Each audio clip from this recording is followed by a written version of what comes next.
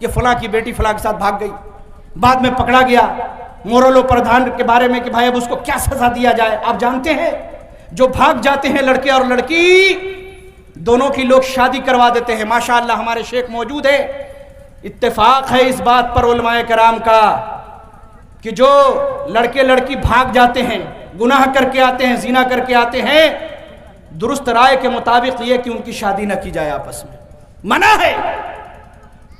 لیکن مجبوری میں کہ اب اس خاتون اس لڑکی سے کوئی شادی کرے گا نہیں، لہذا لوگ پریشر میں ڈال کے شادی کروا دیتے ہیں۔ اور لوگ یہ سمجھتے ہیں نوجوان کہ اس کے باپ کو رشتہ دوں گا، قبول نہیں کرے گا، اس کی بیٹی کو بھگا کے لے جاؤں گا، بعد میں شادی کر دیں گے۔ لیکن میرے بھائی تیری شادی ہی محل نظر ہے اللہ رب العزت کی۔ بڑا اختلاف ہے کہ یہ شادی ہوگی یا نہیں ہوگی۔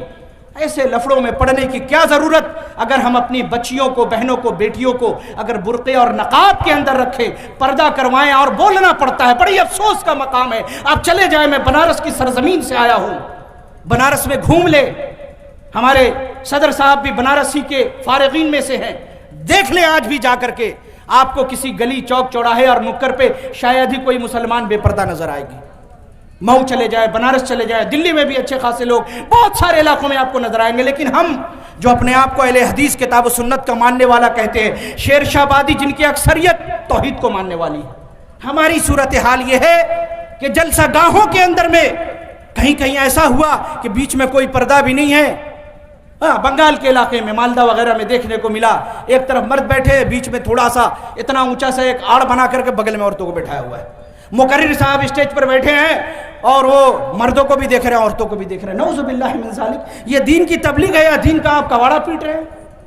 اور یہ بھی دیکھنے میں آیا کہ کوئی مقررہ صاحب آئی ہے اور مولویوں کے ساتھ وہ عورت بھی تقریر کرنے کے لیے اسٹیج پر بیٹھی ہوئی ہے۔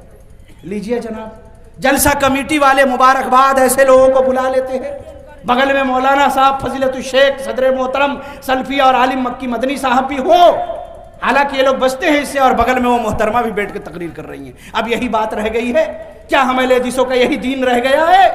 اللہ اکبر!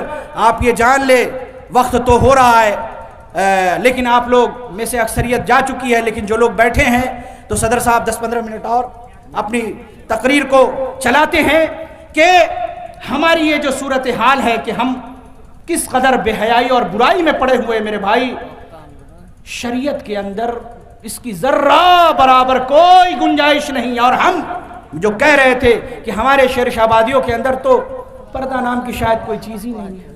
کیا میں غلط کہہ رہا ہوں؟ اگر میں غلط کہوں تو اسٹیج سے اتروں، آپ پکڑ لیجئے، لیکن میں تو 4-5-6 سالوں سے ان علاقوں میں آ رہا ہوں، میں نے تو نہیں دیکھا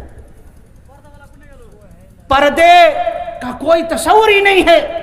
میرے بھائی جن گھروں کے اندر سے پردے اٹھ جائے، فحاشی اور بے حیائی کو عروج دیا جائے، اللہ نے فرمایا لہم عذاب علیم فی الدنیا والآخرہ، یہ عذاب ہی تو ہے، ارے آخرت کا عذاب تو بعد میں آئے گا۔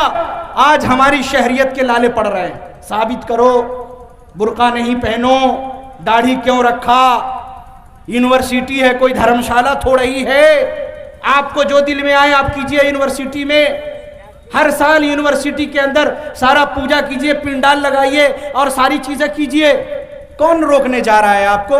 ہمیں بھی تو اپنے مذہب پہ آزادی سے عمل کرنے دیجئے۔